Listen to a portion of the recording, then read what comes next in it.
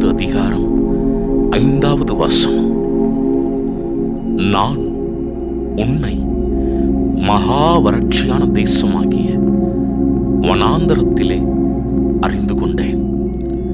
கிறிஸ்துவில் மிகவும் பிரியமானவர்களே, நம் தேவனாகிய கர்த்தர் மகா வறட்சியான தேசம் என்று சொல்லுகிற காரியம் நம்முடைய வாழ்க்கையின் பகுதியை குறிக்கிறது.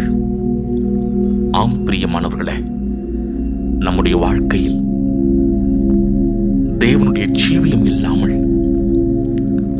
செழிப்பு இல்லாமல், நம்முடைய துன்பத்தில் ஆறுதல் அளிக்கக்கூடிய உறவுகள் இல்லாமல், மனம் அடிந்து மனம் வலித்து சோர்ந்து போய் இருந்த தருணத்தில் நம் தேவனாகிய கர்த்தர் அவருடைய நேசத்தை நமக்கு காண்பித்துக் கொடுத்தார். எவருமே விசாரியாத பட்சத்தில் அவர் விசாரிக்கும்படியாய் மகா வறட்சியான தருணங்களில் அவர் தேடி ஓடி வந்தார்.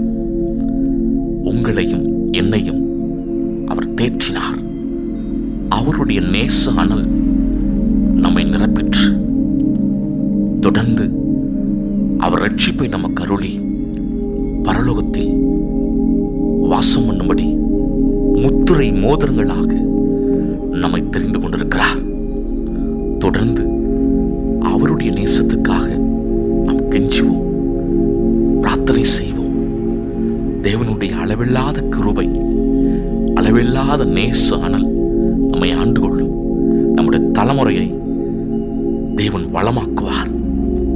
அதே நேச அனல் தேவனுடைய வருகை பரியந்தம்